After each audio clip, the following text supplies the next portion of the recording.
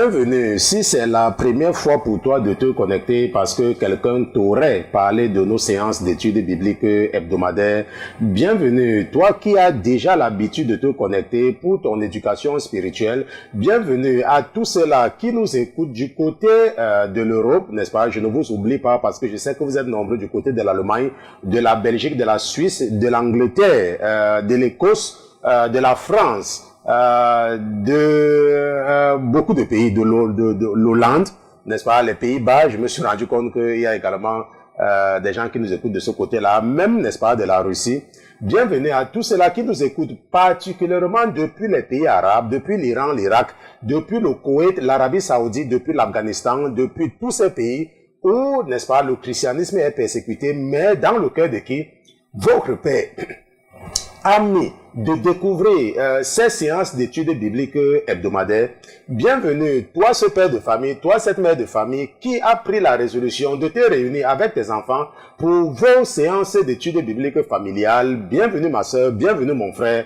Je remercie le Seigneur Jésus-Christ pour vos vies. Je remercie le Seigneur Jésus-Christ pour ta vie. Je le remercie d'avoir mis dans vos cœurs de vous intéresser aux choses spirituelles. La parole de Dieu nous enseigne dans l'évangile de Matthieu. Dans Matthieu chapitre 12, versets 36 à 37, la parole de Dieu dit, « Or, je vous dis que les hommes rendront compte au jour du jugement de toute parole vaine qu'ils auront dite. Car tu seras justifié par tes paroles et par tes paroles tu seras condamné. » La parole de Dieu dit que tu vas rendre compte au jour du jugement de toute parole vaine que tu aurais prononcée. Être vain veut dire négliger. Ça veut dire que tout ce que tu sors de ta bouche, et quand on rit, tu dis que oh, je blaguais. Parfois, tu ne trouves pas autre chose pour blaguer en dehors de blaguer avec le nom de Jésus. Parfois, quelqu'un fait une comédie en utilisant Jésus comme le personnage principal de la comédie. Et toi, ça te fait rire. Et toi également, le comédien, tu prononces des paroles en te disant que non, c'est la comédie, c'est pour faire rire les gens. La parole de Dieu te dit que toutes paroles légères, toutes paroles vaines que tu vas prononcer, cette parole-là va te juger le moment venu. Parce que c'est pas les paroles qui sortent de ta bouche que tu seras jugé. Donc, je ne sais pas si tu es le genre de chrétien qui aime beaucoup la comédie. Je ne sais pas si tu es le genre de chrétien qui veut toujours se faire remarquer en faisant des blagues stupides. Je ne sais pas si tu es le genre de chrétien qui n'est pas conscient que les anges de l'Éternel enregistrent tout ce qui sort de ta bouche. Donc, si tel était le cas et que tu n'étais pas conscient de cela, c'est l'occasion pour toi de devenir sérieux et de contrôler tout ce qui sort de ta bouche. C'est l'occasion pour toi d'arrêter de rire quand quelqu'un fait une comédie sur le Seigneur. C'est l'occasion pour toi de prendre très au sérieux tout ce qui sort de la Bible et de ne plus permettre à quelqu'un de te placer sur l'autoroute de l'enfer avec des blagues qu'ils sont en train de prendre dans ton livre sacré qui est la Bible. Je remercie le Seigneur Jésus-Christ pour ta vie. Ce soir, nous allons continuer avec la 4e partie de notre série, n'est-ce pas, d'études bibliques. C'est pas ça doit être la 5e partie, si je ne me trompe pas. Nous allons continuer avec la suite. Je vais vérifier quelle partie nous sommes parce que je ne sais pas si j'ai modifié ça au niveau du titre. Je pense que ça doit être la 5e partie, la 4e partie. Bon, je pense que mon épouse me dit que c'est la 4e partie. Donc, nous allons continuer avec cette partie. Et ce soir, nous allons, n'est-ce pas, beaucoup plus nous attarder sur le Lévira, n'est-ce pas, le Lévira selon ce que la parole. Qu'est-ce que le Lévira? Et si nous avons également un peu, n'est-ce pas, de grâce, nous allons également aborder le mariage entre quelqu'un qui a violé une jeune fille. Mais parce que nous avons également la question d'un frère, n'est-ce pas, qui nous a écrit, je ne sais pas très bien de quel pays. Nous allons également répondre à la question d'un auditeur dans notre rubrique « Pasteur, j'ai une question ». Mais avant toute chose, avant de nous aventurer à utiliser la chair et le sang pour enseigner les princes et les princesses que vous êtes, Nous allons d'abord nous assurer de la présence de notre patron dans ce studio.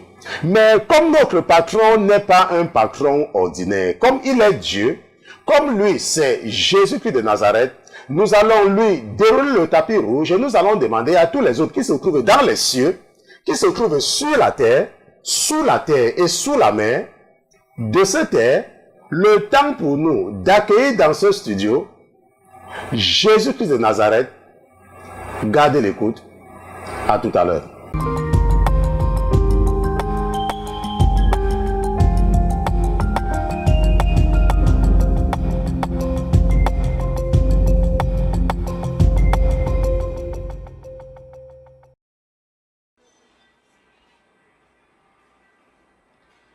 Au nom de ton amour, nous avons de l'espoir. Au nom de ton amour, nous vivons. À cause de ton amour, Seigneur Jésus, nous avons de l'espoir. À cause de l'amour que tu nous as démontré ton amour par le fait que lorsque nous étions encore sous la condamnation de la malédiction, tu es devenu malédiction afin que la malédiction qui pesait sur nous soit levée, car ta parole nous enseigne que maudit est celui qui est pendu au bois. Et toi, Seigneur Jésus, tu t'es fait pendre au bois, tu t'es fait pendre entre deux brigands, mon Dieu, mon roi, parce que tu voulais offrir un sacrifice irréfutable, parce que tu voulais t'offrir à toi-même un sacrifice qui était impossible et qui est même impossible de refuser, car c'est ton propre corps qui a été immolé comme notre holocauste, c'est ton propre corps qui a été immolé comme notre sacrifice de culpabilité, c'est ton propre corps qui a été immolé comme notre sacrifice de culpabilité.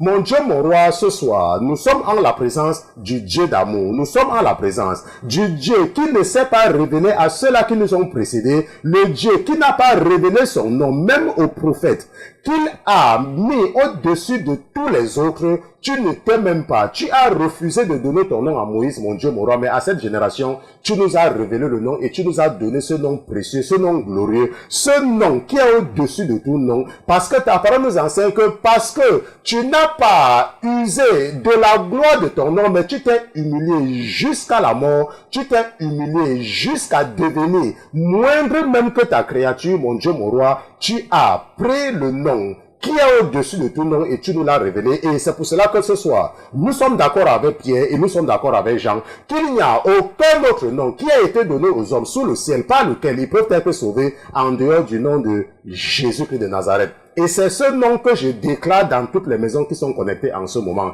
C'est ce nom que j'envoie comme un feu dévorant. C'est ce nom que j'envoie pour délivrer mes frères et mes sœurs qui sont encore captifs, qui sont encore victimes de la ruse de l'ennemi. Mon Dieu, mon roi, merci pour ta miséricorde, merci pour ta grâce. Merci pour cette dispensation de la grâce, mon Dieu, mon roi, merci. De ne pas nous obliger à offrir de façon continuelle le sang des boucs et le sang des chèvres. Merci d'avoir offert un sacrifice ultime. Ce sacrifice que nous revendiquons ce soir pour te demander de nous pardonner. Pardonne-nous, mon Dieu, mon roi, nos offenses. Nous t'avons certainement offensé. Nous avons été naïfs. Nous avons prononcé des paroles vaines. Et nous sommes pour cela sous la condamnation de la malédiction. Mais mon Dieu, mon roi, parce que tu es un Dieu gracieux, plein de grâce et plein de miséricorde. Parce que tu es le Dieu qui avait déclaré ton nom à ton serviteur Moïse. Que l'éternel, l'éternel, l'éternel, lent à la colère et riche en bonté, mon Dieu, mon roi. Rappelle-toi de la déclaration divine que tu avais prononcée lorsque tu avais décidé de te faire voir par ton derrière, par ton serviteur Moïse. Ce soir, mon Dieu, mon roi, je viens en ta présence avec mes frères et mes sœurs parce que c'est toi qui m'as accepté dans le sacerdoce. Tu m'as accepté après ma requête, mon Dieu, mon roi, conformément à la promesse que tu nous avais faite, que l'Éternel, votre Dieu, suscitera parmi vous d'entre vos frères un prophète comme moi. Écoutez-le. Mon Dieu, mon roi, tes filles écoute leurs frères. Tes fils écoutent leurs frères. Parce qu'ils sont convaincus que c'est toi qui leur parles en utilisant leurs frères. Ils sont convaincus, mon Dieu, mon roi, ne regarde surtout pas leurs manquements, mais regarde surtout et beaucoup plus les intentions de leur cœur. Ils ont tout abandonné en ce moment même afin de pouvoir s'éduquer spirituellement. Et c'est parce qu'ils sont conscients qu'ils sont encore qui ne sont pas encore au niveau que tu veux, mon Dieu, mon roi, qu'ils font les efforts de s'éduquer, qu'ils font les efforts de se connecter, utilise cette période pour pouvoir les former et pour pouvoir déposer en eux le même esprit que tu as déposé sur ton serviteur David. Parce que nous savons que sans ton esprit, il nous serait totalement impossible de comprendre les choses que tu as cachées à ceux-là qui se croient sages, alors qu'en réalité, ils sont fous. Je prie au Seigneur Jésus que tu prennes le contrôle de mon âme et de mon esprit afin de ne pas me permettre d'utiliser mon raisonnement propre pour enseigner les princes et les princesses qui sont connectés en ce moment. Nous te disons merci pour ta miséricorde. Au nom de Jésus-Christ, ton serviteur et tes enfants d'une seule voix, nous te disons Amen, amen, amen, amen. Donc, nous remercions Dieu pour Jésus-Christ. Nous remercions Jésus-Christ pour sa présence parmi nous ce soir. Nous le remercions parce qu'il est Dieu. Nous le remercions parce que sans Jésus-Christ, n'est-ce pas, il serait totalement impossible. La Bible dit que personne n'a jamais vu Dieu. Ok? Personne. Donc, il ne faut plutôt laisser tromper par les fausses photos de Jésus ou les fausses photos de Marie, n'est-ce pas? On te dit que c'est Dieu. Quand Jésus est venu sur la terre, il n'y avait pas de photographe. Donc, tout ce que tu as comme photo là sont les fausses photos. Donc, débarrasse-toi de ça parce que ce sont des outils que le diable utilise. On se comprend. Donc, nous allons partir, n'est-ce pas? Nous allons commencer avec la 5e partie de notre série sur le mariage selon la Bible. 5e partie. Et nous allons lire notre sujet, notre passage fondamental, le passage de base, le texte de base, n'est-ce pas, sur lequel nous nous appuyons, n'est-ce pas, pour faire cette série d'études bibliques. Et je vous avais dit que nous devions passer des semaines et des semaines, mais ce n'est pas grave, parce que c'est un sujet qui est très important. Et je sais, n'est-ce pas, que beaucoup de personnes, n'est-ce pas, sont en train d'être délivrées à partir de cette série d'études bibliques. Genèse chapitre 2, nous allons lire des versets 18 à 25. Genèse chapitre 2, je lis des versets 18 à 25. Et l'Éternel Dieu dit, il n'est pas bon que l'homme soit seul. Je lui ferai une aide semblable à lui. Et l'Éternel Dieu forma de la terre tous les animaux des champs et tous les oiseaux des cieux. Et il les fit venir vers Adam pour voir comment il les nommerait. Et que tout nom qu'Adam donnerait à chacun des êtres vivants fut son nom. Et Adam donna des noms à toutes les bêtes et aux oiseaux des cieux et à tous les animaux des champs. Mais pour l'homme, il ne trouva point d'aide semblable à lui. Et l'Éternel Dieu fit tomber un profond sommeil sur Adam qui s'endormit. Et il prit une de ses côtes et resserra la chair à sa place. Et l'Éternel Dieu forma une femme de la côte qu'il avait prise d'Adam et la fit venir vers Adam. Et Adam dit, celle-ci enfin est os de mes os et chair de ma chair. Celle-ci sera nommée femme en hébreu Isha, car elle a été prise de l'homme en hébreu Ish. C'est pourquoi l'homme laissera son père et sa mère et s'attachera à sa femme et s'attachera à sa femme et s'attachera à sa femme et ils seront une seule chair. Or, Adam et sa femme étaient tous deux nus et ils n'en avaient point honte. Adam vivait avec sa femme sans l'intervention de la famille. Adam vivait avec sa femme sans l'intervention de ses sœurs. Adam vivait avec sa femme sans l'intervention des beaux-frères, parce qu'il y a certains même parfois, ce sont même les cousines. Parfois même, c'est la copine de la cousine ou alors le fils du neveu qui vient s'ingérer dans ton mariage. Et tu es tellement aveuglé par le diable que tu permets au cousin de ton neveu de venir te dire comment traiter ta femme. N'est-ce pas? Donc ça, c'était Genèse chapitre 2, verset 18 à 25. Bon, dans la première, deuxième, troisième, quatrième partie, nous avons vu beaucoup de choses, mais je ne peux pas rappeler tout ce que nous avons vu. Si tu n'as pas suivi la première partie, c'est déjà disponible sur YouTube. La Sainteté TV, si tu pars sur YouTube, tu tapes la Sainteté TV, ça va t'apporter, n'est-ce pas, notre chaîne, et puis tu pourras voir tous les enseignements là-bas. Parce que votre sœur s'arrange toujours, n'est-ce pas, que dès que la production est prête de mettre ça, de rendre cela disponible. Et jeudi passé, ce que nous avons vu jeudi passé, nous avons étudié le cas du mariage entre un homme qui prend l'esclave de sa femme, et nous avons également étudié la polygamie. Mais avant cela, nous avons étudié le cas du mariage entre un homme et une femme. Et nous avons par la suite étudié le mariage entre un homme, n'est-ce pas, le mariage entre un homme qui a une seule femme et qui a des concubines, ou qui a une concubine. Donc nous avons déjà vu 4 cas, parce que rappelez-vous, nous avons vu que il y a 8 cas de mariage qui sont décrits dans la Bible. Il y a le mariage entre un homme et une femme, le mariage entre un homme qui a une femme et des concubines, le mariage entre un homme qui épouse une femme et prend l'esclave de sa femme ou la servante de sa femme, n'est-ce pas? Le mariage entre un homme qui a plusieurs femmes, et c'est ce que nous appelons la polygamie. Le mariage entre un homme et la veuve du défunt, et la veuve de son frère. Et c'est ça que nous allons étudier ce soir. Nous avons dit que ça s'appelle le lévira, et nous allons étudier ça ce soir. Le mariage entre un homme qui viole une femme, n'est-ce pas? Le mariage entre un soldat et une prisonnière de guerre, et le mariage entre un homme esclave et une femme esclave. Ok, ça ce sont les cas que nous allons étudier. Et jeudi passé, ce que nous avons vu, c'est que le dernier cas que nous avons étudié la dernière fois, ça veut dire que le mariage, même les deux derniers cas, n'est-ce pas, le mariage entre un homme qui a une femme et qui prend l'esclave de sa femme, ou alors entre un homme qui a plusieurs femmes, nous avons vu que Dieu en réalité ne considère que la première femme. Ok, et ça c'est conforme à ce qu'il nous a dit dans le livre de la Genèse que nous venons de lire, que l'homme va quitter son père et sa mère et va s'attacher à sa femme. Et nous avons vu, lorsque nous étions en train d'étudier cette partie la dernière fois, dans Deutéronome chapitre 21, versets 15 à 17, la parole de Dieu nous a fait savoir que quand un homme aura deux femmes, ok, l'une aimée et l'autre haïe, et qu'elles lui auront enfanté des enfants, tant celle qui est aimée que celle qui est haïe, et que le fils aîné sera de celle qui est haïe, lorsqu'il partagera à ses enfants ce qu'il aura, il ne pourra pas faire aîner le fils de celle qui est aimée à la place du fils né le premier de celle qui est haïe. Mais il reconnaîtra le fils de celle qui est haïe pour le premier né en lui donnant une double portion de tout ce qui se trouvera lui appartenir. Car il est le premier de sa vigueur, le droit d'aînesse lui appartient. N'est-ce pas? Ça, nous avons vu cela. Que, en réalité, c'est une façon pour Dieu de nous dire qu'il ne considère que la première femme, en réalité. Bon, mais notre Dieu, c'est un Dieu d'amour. Ok? Comme nous allons le voir, n'est-ce pas? La particularité entre Jésus-Christ et puis ceux-là qui disent qu'ils sont Dieu, c'est que notre Dieu est un Dieu qui est plein d'amour. Ok? C'est un Dieu qui est plein d'amour. Aussi longtemps que tu t'humilies devant lui, il va toujours t'accepter. Ok? Il n'y a pas quelque chose que tu peux dire que tu peux faire et Dieu te rejette. Non. Dieu est notre Dieu, le Dieu que nous servons, c'est un Dieu d'amour. Et c'est même d'ailleurs pour cela que le diable, n'est-ce pas, réussit toujours à s'en sortir avec beaucoup de choses. Bon, maintenant, nous avons également, lorsque nous étudions, n'est-ce pas, les cas de polygamie dans la Bible, nous avons vu ensemble qu'il y a beaucoup de cas de polygamie dans la Bible.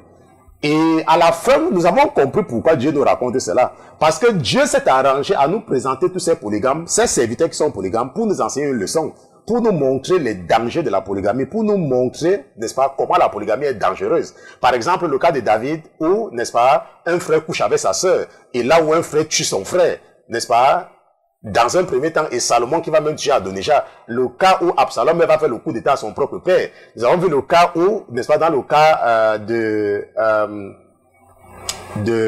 Gédéon, n'est-ce pas, où un des frères tue les autres frères, n'est-ce pas. Et à la fin, nous avons vu que la polygamie, c'est quelque chose de très dangereux. Et c'est pour ça que Dieu est seulement connu de raconter une histoire. Donc si tu dis que, oh, pasteur Christian, il y a les polygames dans la Bible, mais le Dieu n'est jamais... C'est vrai. Dieu n'a jamais de façon explicite puni un de ses serviteurs, mais il te montre les dangers. Et si tu es prêt, n'est-ce pas, à souffrir comme cela, parce qu'il n'y a aucun cas de polygamie dans la Bible qui se termine bien. Enfin, moi, je n'ai pas vu. Sauf si tu me montres le passage. Moi, je n'ai pas vu. Ok? Maintenant, ça, nous avons vu. Ça, ce sont seulement des rappels. Et également, un autre rappel que nous avons vu, c'était quoi? Nous avons également compris pourquoi Dieu nous a institué le mariage. Pourquoi en réalité Dieu parle du mariage entre un homme et une femme. Parce que la Bible nous fait l'analogie, n'est-ce pas, du mariage de la même façon et avec la relation que Jésus-Christ a avec l'Église. N'est-ce pas, où Jésus-Christ est l'époux, n'est-ce pas, et Israël est l'épouse. Mais Israël, c'est une épouse que Dieu a divorcée d'Israël. Et nous sommes la fiancée, n'est-ce pas, l'Église. La nouvelle Église, l'Église, n'est-ce pas, du Nouveau Testament. Donc nous sommes l'Église, nous les chrétiens, nous sommes la fiancée, n'est-ce pas, de Dieu. Un jour, Dieu va nous épouser, nous allons devenir la femme. Ok, et Dieu est en train de nous raconter l'amour du mari pour la femme. Quand il dit que Marie, aimez vos femmes, n'est-ce pas, c'est une façon de nous dire comment lui, il nous aime. Nous sommes fiancés pour le moment. Ok, mais Israël a épousé, Dieu était avec Israël, mais Dieu a chassé, parce que Israël, n'est-ce pas, a commis l'adultère. C'est pour ça que nous avons vu dans la Bible que le seul cas où Dieu autorise à un homme, pas à une femme, parce que nous avons vu qu'il n'y a aucune instance en dehors de la mort où Dieu autorise à la femme de quitter le foyer. Ça, nous avons déjà étudié. Ça devait être dans la 3e partie. Mais Dieu autorise à un homme de répudier une femme adultère. Parce que c'est ce qu'il lui-même, il a fait avec Israël.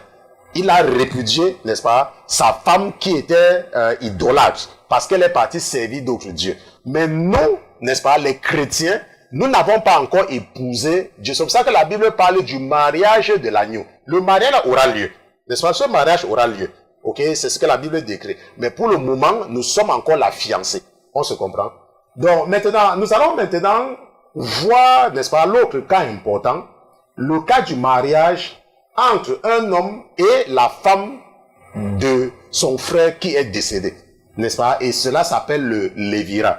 Allons ensemble dans Deutéronome chapitre 25 et nous allons lire des versets 5 à 10. Et lorsque j'étais en train de travailler là-dessus, l'esprit qui est en moi m'a... parce que j'ai posé la question, parce que moi je pose aussi les questions à l'esprit qui est dans moi, que mais pourquoi est-ce que tu nous racontes tout ceci, n'est-ce pas? L'esprit me disait que non, n'est-ce pas, il faut enseigner ça à tes frères, pas pour leur dire que j'encourage cela ou bien qu'ils doivent le faire, parce que je vous ai dit que nous ne sommes pas des juifs.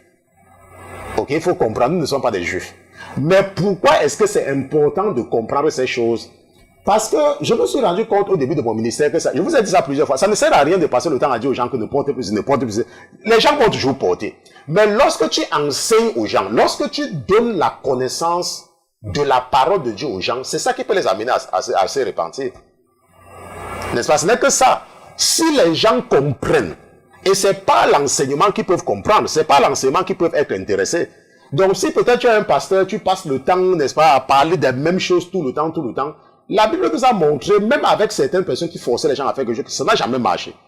Si tu forces quelqu'un à faire quelque chose, la personne va faire quand tu as envie, mais quand tu vas mourir, la personne va recommencer ses anciennes habitudes. Donc c'est mieux pour toi de développer à la personne d'agir de façon volontaire. Ouais, c'est ce que Dieu nous raconte. Il y a beaucoup de rois qui ont forcé les gens à servir Dieu, mais quand ils sont morts, nous avons vu, la Bible nous montre que ces gens sont encore entrés dans l'idolâtrie. N'est-ce pas? Dans Deutéronome chapitre 25, nous lisons à partir du verset 5. Et je sais également que nous sommes en train, n'est-ce pas, de vivre la dernière phase, n'est-ce pas? Le générique va vous manquer. Je sais que beaucoup de personnes, le générique d'introduction maintenant, ça va vous manquer parce que dans quelques semaines, vous n'allez plus entendre cette introduction, n'est-ce pas? Ça sera quelque chose de nouveau.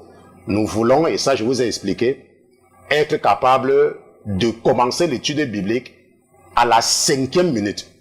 Ça veut dire que les premières 40 secondes, ça sera pour l'introduction et ça ne sera plus que je parle pour raconter n'importe quoi, non. 40 secondes.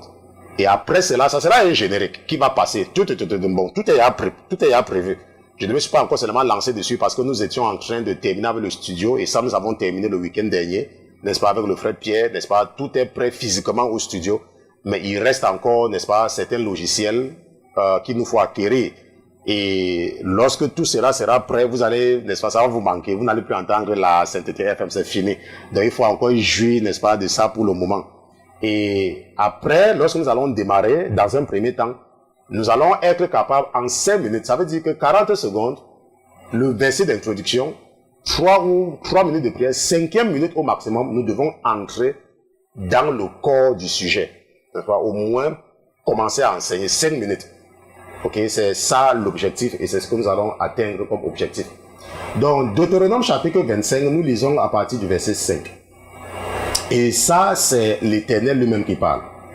Lorsque des frères demeureront ensemble et que l'un d'entre eux mourra sans enfant, la femme du mort ne se mariera point au dehors à un étranger. Son beau-frère viendra vers elle, la prendra pour femme et l'épousera comme étant son beau-frère. Et le premier-né qu'elle enfantera succédera au frère mort et portera son nom afin que son nom ne soit pas effacé d'Israël. Que s'il ne plaît pas à cet homme de prendre sa belle-sœur montera à la porte vers les anciens et dira « Mon beau-frère refuse de relever le nom de son frère en Israël et ne veut point m'épouser par droit de beau-frère. » Et les anciens de sa ville l'appelleront et lui parleront, et s'il demeure ferme et qu'il dise « Il ne me plaît pas de l'épouser », alors sa belle-sœur s'approchera de lui à la vue des anciens et lui ôtera son soulier du pied et lui crachera au visage. Et prenant la parole, elle dira « Ainsi soit fait à l'homme qui ne réédifie pas la maison de son frère. » et son nom sera appelé en Israël la maison du déchaussé, n'est-ce pas? Ça, c'est ce qu'on appelle la loi du Lévira. Ok, de Levirate law. C'est une loi, parce que c'est dans la Bible. Ok, et c'est dans le 2e livre de la loi. Ça veut dire que c'est une loi spirituelle. Ça veut dire quoi? Ça veut dire que si tu es un chrétien, est-ce que tu me comprends? Ça veut dire que si tu es un chrétien, et que tu épouses ou tu prends la femme de ton frère qui est décédé, l'ennemi ne peut pas t'accuser par rapport à ça. L'ennemi ne peut pas t'accuser. Il faut comprendre que tout ce qui se trouve dans la Bible, si tu fais ça, l'ennemi ne peut pas t'accuser. Est-ce qu'on se comprend? L'ennemi ne peut pas t'accuser, par exemple. Si, par exemple, tu dis que tu es chrétien et que les juifs sont en train, par exemple, de faire quelque chose, que tu fais ça, l'ennemi ne peut pas t'accuser, mais c'est inutile en réalité. Et tu ne peux pas dire que tu vas faire quelque chose sans faire l'autre. L'ennemi pourra t'accuser si tu dis que, ok, je vais marcher selon la loi et je ne vais pas respecter une partie de la loi. Est-ce que tu comprends? Parce que si tu veux marcher selon la loi, tu dois donc obéir à toute la loi. Est-ce qu'on se comprend? Parce que je veux que tu comprennes très bien cela. Je reprends. Peut-être que tu n'as pas bien compris. Si tu es un chrétien et tu dis que la Bible a dit que Jacob était polygame, moi aussi je serai polygame, l'ennemi ne va jamais t'accuser que tu es un polygame. L'ennemi ne va jamais. Cette accusation ne pourra jamais t'aider. Est-ce qu'on se comprend? Ça ne va jamais t'aider. Si tu es par exemple un chrétien, tu dis que, oh, je vais observer la fête des pains sans levain, l'ennemi ne va jamais t'accuser que tu observes la fête des pains sans levain. Maintenant, si tu es un chrétien et tu dis que, quel est un exemple que je peux prendre? Tu es un chrétien, tu dis que, ok, je vais observer le sabbat comme les juifs, le samedi. L'ennemi ne va jamais t'accuser. Mais attention, si tu dis que tu observes la loi, il faut donc que tu observes toute la loi. Ça, c'est ce que, si tu dis que tu vas observer la loi, observe toute la loi. Est-ce que tu me comprends? Parce que si tu dis que tu observes la loi, l'ennemi pourra t'accuser si tu n'observes pas certaines parties de la loi. C'est là où l'ennemi va t'accuser que, oh, tu es en train de faire ceci, mais tu n'as pas fait ceci. C'est pour ça que c'est très important de comprendre la dispensation de la grâce dans laquelle nous sommes. La dispensation de la grâce ne veut pas dire que tu dois mal t'habiller. Ça ne veut pas dire que tu es autorisé à mettre le faux Christ, non. La dispensation de la grâce, et j'ai fait un enseignement là-dessus, je pense que j'aime appeler ça la dispensation de la grâce. Ça veut dire qu'il y a des choses que Dieu ne nous demande pas de faire. Nous les païens, il ne nous exige pas de faire cela. Et maintenant, tu ne peux pas comprendre la Bible en utilisant ton raisonnement. La Bible n'est pas un livre de littérature. La Bible, c'est un livre spirituel. Et il te faut l'Esprit de Dieu pour comprendre parfaitement ce que Dieu voudrait dire. C'est pour ça qu'il y a les gens qui discutent sur les passages bibliques pour rien. C'est vrai, ils comprennent, ils ont des versets, ils peuvent mémoriser des versets, mais l'esprit qui est dans eux, ce n'est pas l'Esprit de Dieu. N'est-ce pas? C'est l'esprit du monde. Donc, ils peuvent retenir les versets. Ces esprits-là et ces démons-là peuvent les faire retenir les versets. Tu peux voir quelqu'un qui te récite les versets, te raconte ceci, mais il ne comprend pas. Ok, il ne comprend pas. Il ne comprend pas. Il ne comprend pas l'intention de Dieu. Et lui, donc, il va essayer de toujours regarder la Bible sur le plan littéraire. Que, oh, la Bible a dit dans telle partie que, et c'est pour ça que telle partie a dit non. Nous avons vu, la semaine dernière, lorsque je faisais l'introduction, j'ai utilisé le cas de Samuel, qui avait parlé à Saul. Il a dit que lorsque tu vas arriver à tel endroit, tu vas voir des prophètes qui seront en train de prophétiser. Et l'Esprit de l'Éternel descendra sur toi et toi aussi tu vas commencer à prophétiser. Et à partir de cet instant, tu seras transformé en un nouvel homme. Tu seras transformé. Donc il te faut un esprit particulier pour comprendre la Bible. Moi, au début de mon ministère, le Seigneur a envoyé beaucoup de personnes vers moi avec qui je ne travaille plus. Parce que ces gens-là, au départ, croyaient qu'ils avaient l'esprit, mais à un moment donné, on commençait à se comparer à moi. N'est-ce pas? À un moment donné, essayer de se comparer. Bon, mais comme l'esprit qui est dans votre frère, moi, je n'aime pas les discussions, si vous me connaissez. C'est de dire que tu ne veux pas, je te laisse. Je n'ai pas besoin de discuter, puisque, attends, si tu vas en enfer, mon problème maintenant, c'est quoi? Je t'ai parlé, c'est toi qui n'as pas voulu écouter. Et je vous ai dit que c'est pour ça que je n'autorise pas les commentaires sur mes vidéos. La seule raison pour laquelle je ne vais pas les commenter, c'est parce que je n'ai pas à discuter avec toi. Si je te dis quelque chose, si tu veux, tu écoutes. Si tu veux, tu n'écoutes pas, c'est ton problème. Mais nous allons voir qui aura raison à la fin. Est-ce que tu me comprends? Parfois, quelqu'un peut dire quelque chose. Lorsque tu es un chrétien, il faut voir si le message de la personne peut sauver quelqu'un. Parce qu'il y a des chrétiens, quand quelqu'un d'autre parle, ils ont toujours tendance à s'opposer. Ils disent que, oh, il dit ceci, non. Est-ce que ce que l'autre dit peut sauver les gens? À partir du moment où le langage de quelqu'un ou ce que la personne donne peut sauver, tu n'as pas, si tu as l'esprit, véritablement l'esprit de Dieu à toi, tu ne peux pas t'opposer à la personne. Si tu t'opposes à quelqu'un qui est en train d'édifier ou qui est en train d'exhorter et que ce qu'il dit peut sauver quelqu'un et que tu t'opposes à la personne, l'esprit qui est en toi n'est pas l'esprit de Dieu. Et tu dois te repentir.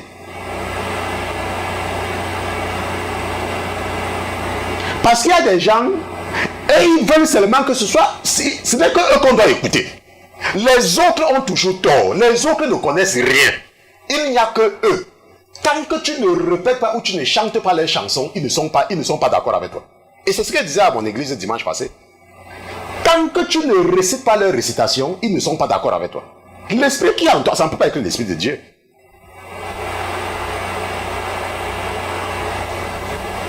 Maintenant, qu'est-ce que la loi du Lévira dit? La loi du Lévira nous dit clairement que si les frères vivent ensemble, ça veut dire que si un homme a des frères et qu'il meurt, un homme a des frères et il se marie et il meurt sans avoir fait un enfant avec sa femme, la Bible dit que le frère qui est resté, surtout le premier, parce que Dieu c'est toujours un Dieu d'ordre, le premier né, ça veut dire que c'était le petit frère. Supposons que le petit frère est décédé et il a laissé son grand frère. Dieu a ordonné aux enfants d'Israël que le premier, le grand frère, doit prendre la veuve du petit frère comme sa femme. Est-ce qu'on se comprend? Il doit prendre la veuve de son petit frère comme sa femme, afin de pouvoir faire que le nom de son frère ne soit pas oublié. Et que lorsque cette femme va accoucher, il donne le nom du défunt à cet enfant-là. Est-ce qu'on se comprend? Il donne le nom du défunt à cet enfant. Mais dans la Bible ne nous dit pas si, par exemple, cette femme accouche un garçon ou si cette femme accouche une fille. La Bible ne définit pas. La Bible dit seulement qu'il donne le nom à l'enfant qui va naître. Le nom de son frère. Et bien évidemment, nous savons que les femmes peuvent également donner le nom d'un enfant. Nous avons vu ça avec le cas de Léa et Rachel. Maintenant, ce que nous devons comprendre ici, là, c'est que supposons maintenant que le frère qui est resté vivant était déjà marié. Supposons. Ça veut dire que deux frères vivent ensemble et les deux sont mariés. Et l'un décède. Il laisse sa femme. Et la parole de Dieu oblige à celui qui est resté en vie de prendre l'autre comme sa femme. Ça veut dire qu'il devient polygame. Est-ce qu'on se comprend? Maintenant, pourquoi est-ce que Dieu autorise cela? Il faut comprendre une chose, et ça c'est ce que moi j'ai également appris, c'est que Dieu il est souverain. Il peut nous dire de ne pas faire quelque chose dans un cas et nous demander de faire autre chose dans un deuxième cas. Et toi, tu n'as pas à lui poser la question ou tu n'as pas à remettre ça en cause. Parce que toi c'est qui? Attends, qui te connaît même? Quand tu vas mourir là, tu as quel pouvoir de décider si tu vas partir au paradis ou en enfer? C'est Dieu qui va t'envoyer en enfer ou au paradis, c'est lui. Donc lorsque tu es un enfant de Dieu, fais seulement ce qu'il te dit de faire. Et ne cherche pas à lui poser des questions. Parce qu'il est Dieu, il est souverain, il peut faire ce qu'il veut. Il a dit que l'homme va quitter son père et sa mère et il va vivre avec sa femme. Il a dit, ça c'est lui qui parle, c'est Dieu, que tu dois prendre une seule femme. Bon, maintenant, il dit que si tu avais un frère et ton frère décède, sans faire les enfants, il te dit de prendre la femme de ton frère. Il ne t'a pas demandé d'aller ramasser n'importe quelle femme. Il a dit que tu dois prendre la femme de ton frère pour qu'on n'oublie pas le nom de ton frère. C'est ce qu'il dit. Bon, bien évidemment, je vous ai dit que nous ne sommes pas des juifs, mais je suis seulement en train d'enseigner ceci pour ouvrir, et ça c'est ce que j'expliquais tout à l'heure, c'est pour ouvrir, pour élargir votre domaine de compréhension. Et c'est pour ça que je suis vraiment, n'est-ce pas, moi le Seigneur m'encourage tous les jours, n'est-ce pas, quand je vois les progrès de mes élèves, ça me fait plaisir. Vous êtes nombreux à travers le monde, ça veut dire que vous êtes ma fierté en fait. Et la chose la plus importante, c'est que lorsque je vous enseigne ces choses-ci là, ce n'est pas pour vous dire qu'il faut faire. Parce que qu'est-ce que nous avons vu la dernière fois? Et je répétais ça à l'une de vos sœurs, n'est-ce pas, que lorsque tu es même un chrétien, tu n'as même pas le temps même déjà d'une femme que tu as à côté de toi. Lorsque tu es un vrai chrétien, tu n'as même pas déjà même le temps même d'une seule femme. Parce qu'il te faut lire la Bible, parce qu'il te faut travailler pour Dieu, parce qu'il faut faire passer. Et tu as même temps le courage d'aller chercher encore une autre femme. Ça veut dire que tu n'es pas un chrétien. Ça veut dire que tu es un faux chrétien. Parce qu'un vrai chrétien n'a même pas déjà le temps d'une seule femme. Il n'a même pas déjà même assez le temps même d'une seule femme. Et tu vas me dire que tu es un chrétien et tu peux encore chercher une deuxième femme. Tu blagues, tu n'es pas un chrétien. Et j'ai vous ai montré ça la dernière fois. Mais j'enseigne ceci pour vous montrer, n'est-ce pas, pour que vous ayez, n'est-ce pas, la connaissance. Ok, il faut avoir la connaissance. Quelqu'un me disait tout à l'heure que, oh, pasteur, je vous écoute depuis, j'ai fait voir votre vidéo à quelqu'un, et puis dans une des vidéos, vous avez dit que si quelqu'un ne connaît pas par cœur les 66 livres de la Bible, la personne va aller en enfer. C'est vrai. Qu'est-ce qui t'empêche de ne pas connaître les 66 livres de la Bible? Qu'est-ce qui t'empêche? Qu'est-ce que tu fais de ta vie pour ne pas connaître par cœur la liste des 66 livres qui sont dans la Bible? Qu'est-ce que tu fais?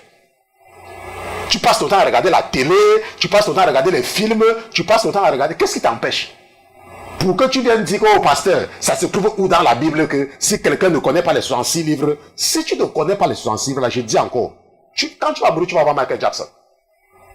Parce que la Bible dit que tu aimeras l'Éternel, ton Dieu, de tout ton cœur. Ça veut dire que tout ce qui concerne Dieu, tu dois chercher à savoir. Et tu vas me dire que tu es un chrétien. Et tu ne connais pas la liste de tous les livres qui sont dans la Bible. Et tu me dis que tu es un chrétien. Tu n'es pas un chrétien. Tu es un faux chrétien. Parce que ça sont les choses élémentaires. Tu dois être capable de connaître tous les livres qui sont dans la Bible. De façon que si on te donne un livre qui n'est pas dans la Bible, tu dois être capable de savoir. Si quelqu'un vient par exemple te parler de l'évangile de Joseph, tu ne sais pas si l'évangile de Joseph existe ou pas. Tu n'es pas un chrétien. Quelqu'un vient par exemple te parler du 6e livre de Moïse. Et tu me dis que tu es un chrétien et tu ne peux pas savoir immédiatement que Moïse n'a pas été 6 livres. Tu n'es pas un chrétien. Moi je ne cherche, je ne veux pas que tu te trompes, que tu commences à vivre, n'est-ce pas, sous le placebo. Tu n'es pas un chrétien. Si on te parle par exemple de l'épître de Paul, tu dois pouvoir savoir que combien d'épîtres Paul a écrit combien de fois aux Corinthiens, combien de fois Paul, combien de lettres Paul a envoyées à l'église de Corinthe. Tu ne connais pas. Tu ne sais pas qu'il y a un Corinthien et 2 Corinthiens. Ça, tu ne connais pas. Combien de fois Paul a écrit aux Galates? Combien de fois? Tu ne connais pas. Qu'il y a seulement un seul épître aux Galates. Combien de fois Paul a écrit aux Romains? Tu ne connais pas. Et tu me dis que tu es un chrétien, tu blagues. J'ai l'impression que le diable t'a trompé, qu'il n'y a que les femmes qui s'habillent mal qui vont aller en enfer. J'ai cette impression. C'est comme il y a beaucoup d'hommes, avant qu'ils ne commencent à me suivre, parce qu'il y a beaucoup de questions.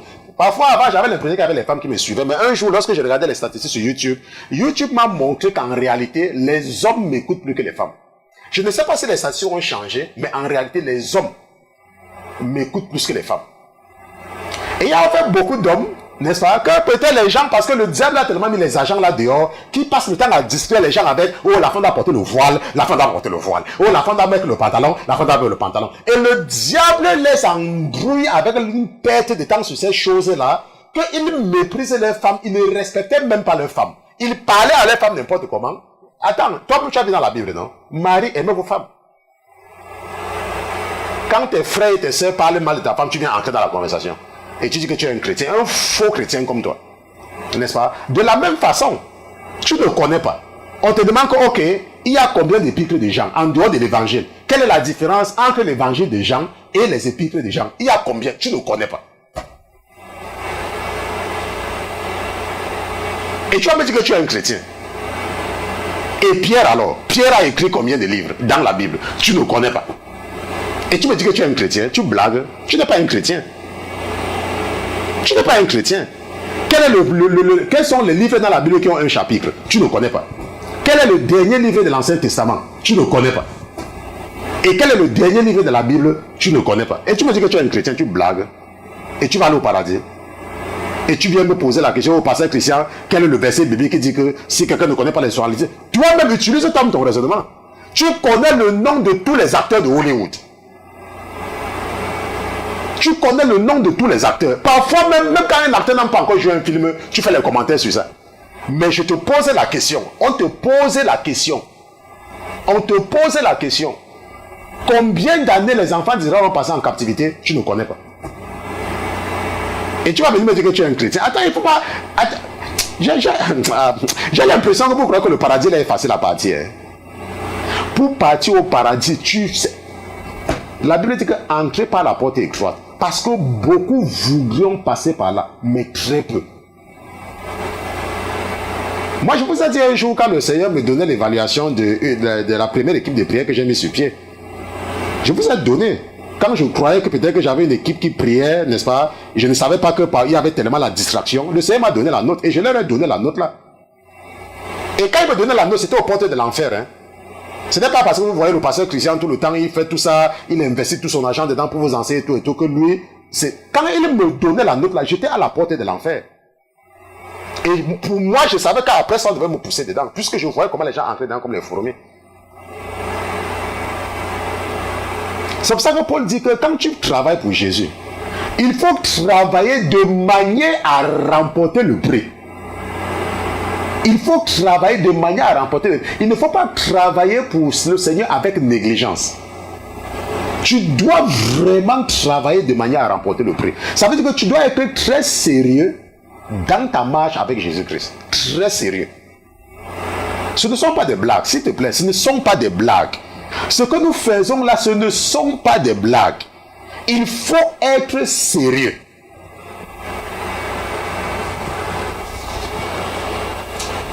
Maintenant, nous allons voir quelques cas de lévira dans la Bible. Parce que la Bible, nous avons vu que le lévira, nous venons de voir le lévira.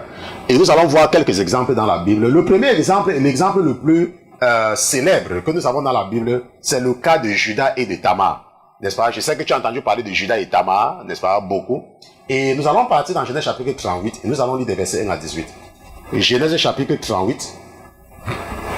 Ça, c'est le premier cas de lévira que nous allons voir dans la Bible. Donc, qui n'a pas respecté, n'est-ce pas, la loi du lévira et ce que Dieu a fait à la personne. Donc, Genèse chapitre 38, nous lisons à partir du verset 1. La parole de Dieu nous dit. Et il arriva qu'en ce temps-là, Judas descendit d'avec ses frères et se retira vers un homme d'Adullam nommé Ira. Et Judas y vit la fille d'un Cananéen nommé Shua, et il la prit et vint vers elle. Et elle conçut et enfanta un fils, et il le nomma Er. Et elle conçut encore, et enfanta un fils, et elle le nomma Onan. Et elle enfanta encore un fils, et elle le nomma Shelah. Et Judas était à Kézib quand elle enfanta. Et Judas prit une femme pour Er, son premier-né, elle s'appelait Tamar. Mais Er, premier-né de Judas, fut méchant aux yeux de l'Éternel, et l'Éternel le fit mourir. Alors Judas dit à Onan, viens vers la femme de ton frère, prends-la comme beau-frère, et suscite une postérité à ton frère. Mais Onan savait que cette postérité ne serait pas à lui, et quand il venait vers la femme de son frère, il se souillait afin de ne point donner de postérité à son frère. Et ce qu'il faisait déplut à l'Éternel, et il le fit mourir aussi. Et Judas dit à Tamar, sa belle-fille, demeure veuve dans la maison de ton père, jusqu'à ce que Shelah, mon fils, soit devenu grand. Car il disait, prenons garde qu'il ne meure lui aussi, comme ses frères. Et Tamar s'en alla et demeura dans la maison de son père. Je vais lire jusqu'au verset 18. Et les jours s'écoulèrent, et la fille de Shua, femme de Judas, mourut. Lorsque Judas se fut consolé, il monta vers les tondeurs de ses brebis à Timna, avec Ira, son ami, la Doulamite.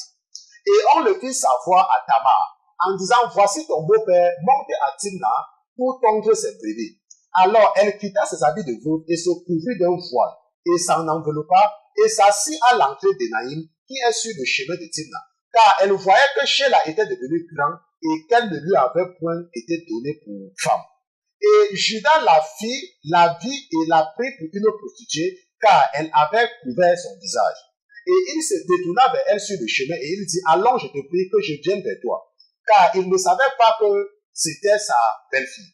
Et elle répondit, que me donneras-tu pour venir vers moi? Et il dit, j'enverrai un chevreau du troupeau. Et elle répondit, me donneras-tu un gage jusqu'à ce que tu l'envoies? Et il dit, quel est le gage que je te donnerai? Et elle répondit, ton cachet, ton cordon et ton bâton que tu as à la main. Et il les lui donna et elle vint vers elle et elle le conçut de lui. N'est-ce pas? Ça, c'est une histoire que Dieu nous raconte, n'est-ce pas? L'histoire de Judas et de Tamar. Et ça, c'est un cas classique de Lévira. Ok? Judas avait 3 garçons. Le premier est décédé et n'a pas fait d'enfant. Et Judas, connaissant la loi du Lévira, a dit à son fils, celui qui est le deuxième, va, prends la femme de ton frère. Mais la Bible nous dit que chaque fois que Onam couchait avec Tamar, n'est-ce pas, au lieu d'éjaculer à l'intérieur d'elle, il éjaculait dehors. Ok, ça c'est aussi un avertissement pour certains hommes, n'est-ce pas, qui le font. Ok, il faut savoir que c'est un péché. La Bible dit qu'à cause de ce qu'il faisait là, Dieu va le punir, Dieu va le tuer. Parce que quand il couchait avec une femme, au lieu, n'est-ce pas, d'éjaculer dans la femme, il le faisait dehors. Parce qu'il y a des gens, parfois, vous posez des actes et vous ne comprenez pas comment l'ennemi peut vous accuser avec cela. C'est la même chose, c'est comme porter un condom.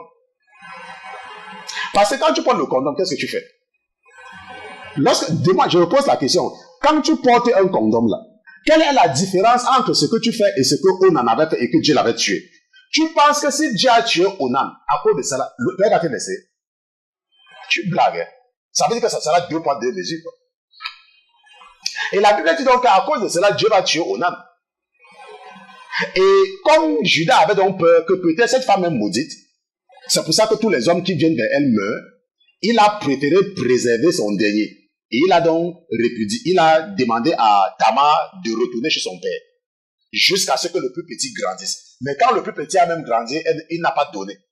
Et elle, n'est-ce pas, parce qu'elle voulait, elle est dans son droit. Tamar est dans son droit. Est-ce que tu me comprends? C'est pour ça que je vous ai dit que tant que tu fais ce qui est écrit dans la Bible, rien ne peut t'arriver. Mais donc, parce qu'elle était dans son droit, elle va coucher avec son beau-père. Parce que c'est son beau-père qui n'a pas respecté la loi. Parce que son beau-père qui n'a pas respecté la loi. Et la Bible nous dit donc qu'elle va coucher avec son beau-père. Et le mois venu, quand elle sera enceinte, on va aller dire à son beau-père que, oh, elle a commis l'adultère. Maintenant, rappelle-toi, la Bible dit que lorsqu'une femme se marie, elle est libre. Rappelle-toi, la Bible dit que quand une femme se marie, elle est libre. Elle n'est plus, la loi elle n'est plus liée à son mari parce qu'il est mort. Parce que Dieu, c'est un Dieu de vivant. Donc, Tamar était dans son droit. Elle pouvait aller vers qui elle veut. Puisque son mari est mort. Elle pouvait se remarier, n'est-ce pas? Et elle est partie vers son beau-père. Elle a couché avec son beau-père. Parce que son beau-père l'avait trompé. C'est pour ça qu'on dit souvent que, n'est-ce pas, mentir le diable, ce n'est pas de mensonge. Si tu es une jeune fille et un homme veut venir coucher avec toi pour te tromper et il te donne un rendez-vous, manque-le que tu viens au rendez-vous. Oh, tu vas venir à 15h. Oh, je serai là à 15h. Je serai même à 14h30. Pour qu'il te laisse tranquille. Dieu ne va jamais te punir pour cela. Parce que les intentions de cet homme sont d'abord mauvaises. Mentir le diable, ce n'est pas de mensonge. Si tu as quelqu'un qui a les mauvaises intentions et qui t'invite quelque part, dis-lui que tu viens et tu ne pars pas. Dieu ne va pas t'accuser pour ça. Parce qu'il vient avec les mauvaises intentions. Est-ce qu'on se comprend? Ça, c'est très important de comprendre. Et maintenant, la Bible nous dit donc que Tamar va donc coucher avec Judas. Mais tu seras surpris de savoir que Tamar, n'est-ce pas, quand elle va accoucher, la Bible nous dit dans Genèse chapitre 38, et nous allons partir ensemble là-bas, allons au verset 24. Le verset 24 dit que, oh, il arriva qu'environ 3 mois après, on fit rapport à Judas en disant, Tamar, ta belle-fille s'est prostituée, et même, la voilà enceinte par suite de sa prostitution. Et Judas dit, faites-la sortir et qu'elle soit brûlée. N'est-ce pas? Comme on la faisait sortir, elle envoyait dire à son beau-père, je suis enceinte de l'homme à qui ces choses appartiennent. Rappelez-vous, elle avait dit à cet homme de lui donner certaines choses. Et quand l'homme va envoyer ce que l'a prévu ou n'importe quoi, on ne va plus la trouver. Elle va garder cela. Ok? Et alors, quand Judas va dire qu'il faut qu'on la tue, elle va dire que mais ça t'appartient, non? Donc, c'est avec toi que je vais coucher. Et en ce moment, ne pouvait rien faire à elle. Mais écoutons maintenant très bien ce qui se passe. La Bible dit au verset 28 que, et pendant qu'elle enfantait, l'un d'eux donna la main et la sage-femme l'a pris et il y a un fil écarlate en disant, celui-ci est sorti le premier. Mais comme il retira sa main, voici son frère sorti et elle dit, quelle brèche tu as faite? La brèche soit sur toi et on le nomma Pharet. La brèche, Pharet. Donc, bon, je lis par la suite n'est pas très importante pour nous ce soir. Tu peux lire la suite si tu veux. Maintenant, la Bible dit que Tamar va donner 2 enfants, elle va faire des jumeaux. Mais l'un de ces enfants-là va s'appeler Pharet. Mais qui est Pharet? Nous allons voir qui est Pharet. Rappelle-toi que Tamar a couché avec son beau-père. Je veux que tu ne perdes pas ça de vue. Tamar a couché avec son beau-père. Et la Bible dit que Tamar va accoucher, parmi les enfants qu'elle va accoucher, un des enfants va s'appeler Pharet. Un des enfants va s'appeler Pharet. Et qui est Pharet? Nous allons partir pour cela dans Ruth chapitre 4, verset 18 à 22. Ruth chapitre 4, verset 18. N'est-ce pas? La Bible dit que, or, ce sont ici les générations de Pharet. Or, ce sont ici les générations de Pharet. Pharet fut le père de Hétron. Hétron fut le père de Ram. Ram fut le père d'Abinadab. Abinadab fut le père de Nahashon. Nahashon fut le père de Salmon. Salmon fut le père de Bouz ou Boaz. Tu n'entends pas parler de Boaz. Celui qui a épousé qui? Il a épousé qui? Tu as lu le livre de Ruth, n'est-ce pas? Ok. Donc, Salmon fut le père de Boaz ou Bouz, n'est-ce pas? Et Boaz qui a épousé Ruth, n'est-ce pas? Fut le père d'Obed. Et Obed fut le père d'Isaïe et Isaïe fut le père de David. Donc, nous voyons que Jésus-Christ descend de Pharès. Pharès qui est l'enfant que Tamar a fait avec Judas. C'est pour ça qu'il faut comprendre Dieu. Et c'est pour ça que lorsque tu es au service de Dieu, il faut éviter de juger les gens. Parce que Dieu, comme son esprit est dans toi, tu vas te rendre compte qu'il y a des choses dans la Bible qui peuvent te paraître terribles, mais que Dieu a autorisé. Dieu a choisi de venir dans cette descendance-là. La descendance de Pharès. Toi, tu vas voir que c'est une abomination parce que Tamar a couché avec son beau-père. Mais Dieu a choisi de venir par là. C'est vrai qu'il va laisser passer, n'est-ce pas, conformément à ce qu'il a dit, n'est-ce pas, que, parce que même Ruth était une Moabitesse. Nous avons fait l'étude, n'est-ce pas, du livre de Ruth. Si tu n'as pas fait cette étude avec nous, n'est-ce pas, tu peux nous envoyer un email, contact à lasainteté.com et la sœur qui s'occupe de cela va, n'est-ce pas, t'envoyer la série d'études bibliques sur Ruth que nous avons étudiée. Donc, c'est pour cela que lorsque tu es au service de Dieu, moi, c'est quelque chose que j'ai appris, n'est-ce pas? Je vous ai dit que si quelqu'un parle quelque chose qui ne me plaît pas, moi je me tourne et je parle. Parce que Dieu est imprévisible. Si Dieu t'a donné un esprit, focalise-toi sur ce qu'il t'a demandé de faire. Laisse les autres tranquilles. Laisse les autres tranquilles. Parce que toi, tu ne sais pas si c'est ce que Dieu est en train d'utiliser la personne pour faire. Parce qu'il y a des gens qui peuvent dire que, oh, voici la liste des faux pasteurs, oh, voici la liste des faux pasteurs. Il faut continuer. La Bible dit que tu ne t'associeras pas à la majorité pour faire du mal. Maintenant, supposons que je ne t'avais pas enseigné ceci. Supposons que la Bible ne nous avait pas parlé de Pharet et que la Bible n'avait pas donné la généalogie de David. Et que pour savoir que David est un descendant de Pharet, n'est-ce pas? Qu'est-ce que tu allais dire? Que c'est faux, n'est-ce pas? Mais c'est dans la Bible. Et c'est Dieu qui a permis cela. Et toi, tu devais être en train de juger quelqu'un alors que c'est toi qui as tort. S'il te plaît, je répète encore. Si tu entends un pasteur qui est en train de parler de quelque chose dans la Bible qui ne t'arrange pas, tu n'es pas obligé de l'écouter. Apprends à ne pas l'écouter. Va écouter ce qui t'intéresse. Est-ce que tu me comprends? Et évite de juger.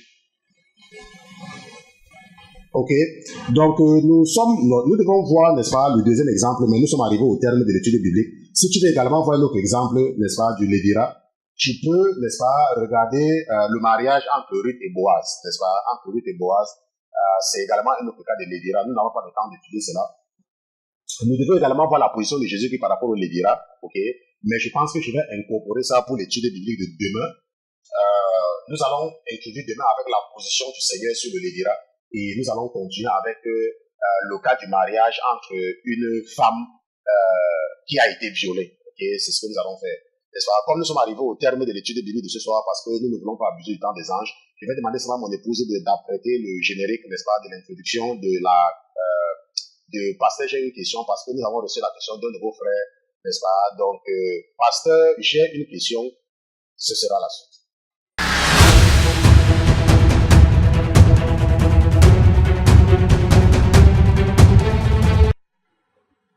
Donc, Seigneur Jésus, nous te remercions pour ta présence parmi nous ce soir. Nous te remercions pour ta fidélité. Je te remercie parce que tu es Dieu. Je te remercie pour la vie de ton fils, mon Dieu, mon roi, dans le cœur de qui tu as mis de poser cette question à son frère, ton serviteur. Je te dis merci au Seigneur Jésus de répondre personnellement à ton fils parce que c'est toi qui as intérêt à le sauver. Nous te disons merci également pour ta présence dans nos vies au nom de Jésus-Christ. Amen, amen, amen.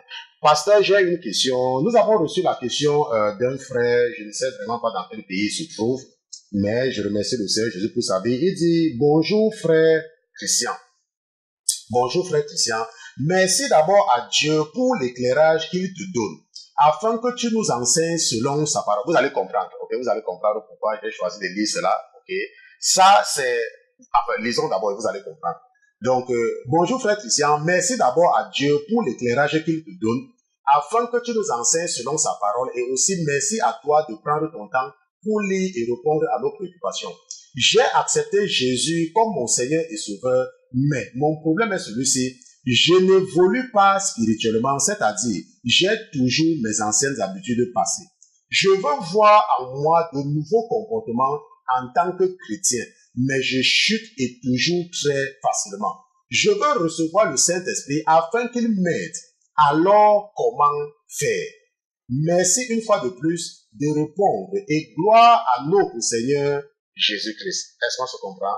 Merci une fois de plus de répondre. Bon, maintenant, lorsque j'ai lu la question de ce frère, bon, c'est vrai, n'est-ce pas? Il tutoie le pasteur comme il veut. Je vous ai enseigné que bon, il ne faut pas le faire. Mais, n'est-ce pas? Il faut savoir que le Dieu que nous servons, notre Dieu n'est pas un militaire. Dieu n'est pas un militaire. La Bible dit que Dieu regarde les intentions de notre cœur. La lettre de ce frère, même comme il est en train de dire tue partout, frère Christian et tout, a plus de valeur pour moi que certaines lettres de beaucoup parmi vous qui disent, oh, pasteur Christian, bonjour, je veux se connaître, c'est, oh, je vous là. Ce frère-ci là, sa lettre a plus d'importance que beaucoup de lettres. Même comme il me tutoie partout là-bas, là, n'est-ce pas? Quand j'ai lu sa lettre, j'étais content. Dans mon cœur, j'étais content. L'esprit qui est en moi était vraiment content. Rappelez-vous que la Bible nous dit qu'un jour, 2 personnes sont parties prier. Il y avait un qui tapait les mains sur la poitrine. Oh, moi, je paye ma dîme, je jeûne 3 fois par semaine, je fais ceci, et regardez même celui-là. Je ne suis pas comme lui, n'est-ce pas? Il dit même d'abord, c'est un pécheur, machin, tout ça. Et la Bible dit que celui-là, il savait qu'il était un pécheur. Et il a dit, Seigneur, je sais que je suis un pécheur, mais aide-moi. Et c'est exactement le cas du frère. Le frère dit, son langage, c'est un langage, c'est vrai, le langage de quelqu'un qui n'a pas de Saint-Esprit. Il n'a pas besoin de cacher. Il dit bonjour frère. Lui, il sait, il reconnaît. Et il a un problème. Il dit, pasteur, comment est-ce que je peux faire? Parce que je sais que je n'ai pas. Et c'est tout à fait normal qu'il tutoie le pasteur, n'est-ce pas? Qu'il dit au frère, c'est tout à fait normal. Et je suis même sûr que même Jésus est même d'abord très satisfait de lui. C'est tout à fait normal. Parce qu'il reconnaît. Il dit, j'ai accepté Jésus comme mon Seigneur et Sauveur, mais mon problème est celui-ci. Je n'évolue pas. Je n'évolue pas. Comment je peux faire? Comment est-ce que je peux faire pour recevoir? Comment est-ce que je peux faire, n'est-ce pas, pour recevoir? Parce que je suis toujours dans mes anciennes habitudes passées. Je veux voir, il dit, je veux voir en moi de nouveaux comportements. Il dit, je veux voir. Lui-même, il dit, il veut voir qu'il a changé. N'est-ce pas? Mais je chute toujours. Je veux recevoir le Saint-Esprit. Afin qu'il m'aide. Comment faire? Comment est-ce que je peux faire? Et c'est ce que je vous disais tout à l'heure que tu ne peux pas te lever un matin pour croire en Jésus-Christ et pour marcher dans cette nouveauté de vie. Non. La Bible dit que c'est Dieu qui t'appelle. Tu as besoin de l'Esprit de Dieu pour comprendre les choses. C'est pour ça qu'il y a beaucoup de personnes qui sont comme le frère, mais malheureusement, ils sont des hypocrites. Ils ne veulent pas le reconnaître. Beaucoup de gens partent seulement à l'église ce dimanche. Et vous êtes nombreux ou nombreuses, n'est-ce pas? J'ai beaucoup de femmes, même des femmes âgées et tout, qui disent, pasteur Christian, avant que je ne commence à vous écouter, je me rends compte maintenant que j'étais seulement une chrétienne du dimanche. Il ne faut pas se tromper. Le frère dit qu'il sait lui-même qu'il veut recevoir le Saint-Esprit. Et je vais prier pour lui ce soir. Parce que, à moins que Dieu ne t'appelle, tu ne peux pas. Ce n'est pas possible. On ne vient pas à Jésus par la volonté. Est-ce qu'on se comprend? On ne décide pas de devenir chrétien. La Bible dit que personne ne peut confesser que Jésus est Seigneur si cela ne lui a pas été révélé par le Saint-Esprit. C'est le Saint-Esprit qui te donne la connaissance de Jésus-Christ. Et tu as besoin de cet Esprit Saint-là. Mais comment l'Esprit Saint se reçoit? Tu ne peux pas dire que tu vas aller acheter le Saint-Esprit. Comme nous avons vu dans le livre des Actes. La Bible dit qu'il y avait quelqu'un qui voyait comment les autres opéraient par le Saint-Esprit. Et ils ont dit qu'il a voulu acheter. Tu ne peux pas. C'est un don. C'est Dieu qui décide, comme avec le centurion romain, n'est-ce pas, de faire descendre ton esprit sur toi. Et lorsque l'Esprit de l'Éternel descend sur toi, tu es transformé. Nous avons vu ça avec le cas de Saül ou Saul. L'Esprit de l'Éternel descendra sur toi et tu seras transformé en quelqu'un d'autre. Donc le problème c'est que je n'ai pas, bon généralement je ne prononce même pas les noms. Le problème c'est que tu n'es pas venu, je m'adresse directement à lui, n'est-ce pas? Tu n'es pas venu à Jésus parce que Jésus t'a appelé. Tu es venu à Jésus par curiosité. Parce que tu as vu, tu as écouté certains témoins et ça t'a impressionné et tu as voulu venir à Jésus. Mais Jésus ne t'a pas appelé. Mais heureusement pour toi que tu veux avoir une relation avec Jésus-Christ et c'est ce qu'il va faire. Parce qu'il y a beaucoup que Jésus n'a pas appelé. Et c'est ça que je vous ai dit que je les appelle les faux chrétiens, les faux convertis. Dans la réalité, c'est quoi? Ce sont les démons qui les poussent d'aller dans les églises de réveil pour créer le désordre. Et quand ils arrivent dans les églises de réveil, ils passent le temps à discuter par-ci, créer des problèmes, discuter les postes. Ils passent le temps à discuter les postes. Donc si tu es un chrétien qui passe le temps à discuter les postes, l'Esprit de Dieu n'est pas dans toi. Tu n'as pas besoin, n'est-ce pas, que tu crois que oh, je prie en langue. Qui t'a dit que prier en langue veut dire que tu as reçu le Saint-Esprit? Qui t'a dit ça? Le parler en langue est un don. Ce n'est pas une obligation. C'est comme un don de prophétie, c'est comme le don de l'enseignement. Tu parles en langue, tu peux enseigner comme j'enseigne. Tu parles en langue, n'est-ce pas? Tu peux enseigner comme moi.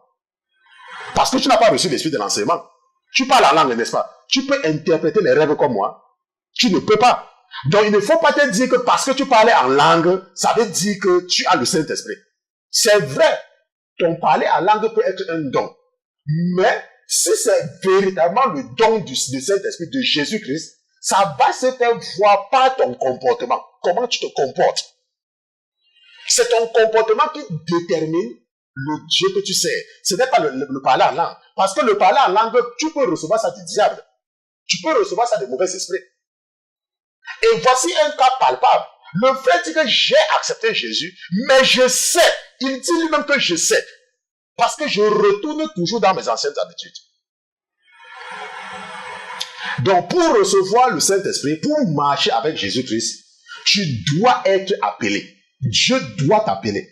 Mais parce que tu es conscient et que tu veux, la Bible dit que Dieu ne rejette personne. Même Ruth, qui est une Moabitaine, Dieu ne l'a pas rejetée. Dieu s'est même arrangé pour qu'une étrangère épouse Boaz. Et qu'à partir de cette étrangère, la descendance de David. Donc, je vais prier, n'est-ce pas, pour le frère, n'est-ce pas, qui est conscient qu'il a besoin de la transformation. Et après la prière, n'est-ce pas, c'est là où nous allons conclure avec notre rubrique, parce que j'ai une question. Seigneur Jésus, je viens en ta présence pour te présenter ton fils qui est un cas d'école, un cas typique. Je sais, mon Dieu, mon roi, que c'est toi qui as mis dans son cœur de poser cette question afin de confirmer à ceux-là qui m'écoutent depuis des mois qu'on ne vient pas à toi par la volonté et qu'il y a ce que tu as mis en moi de définir comme un nouveau concept, le concept des faux convertis. Mon Dieu, mon roi, merci d'avoir donné un exemple palpable à toute cette communauté francophone qui écoute ton serviteur à travers le monde. Et je prie, mon Dieu, parce que tu as utilisé mon frère, parce que tu l'as utilisé afin de pouvoir édifier mes frères et mes sœurs, mon Dieu, mon roi, je prie que tu fasses descendre ton esprit sur lui et que lorsqu'il se fasse réveiller demain matin, qu'il soit une nouvelle personne, qu'il soit transformé. Merci pour le don du Saint-Esprit, mon Dieu, mon roi. Saint-Esprit, visite mon frère, descends sur lui et transforme-le et fais-le devenir quelqu'un de nouveau, quelqu'un que ses amis, ses frères, ses sœurs vont certainement se dire que quelque chose est arrivé à leur frère parce qu'il n'est plus le même depuis le mois de septembre 2017. Je te remercie, mon Dieu, mon roi, d'avoir reçu avec faveur ma requête de prière comme tu avais reçu le sacrifice d'Abel au nom de Jésus-Christ. Amen, amen, amen. Donc, c'était la rubrique « Pasteur, j'ai une question ».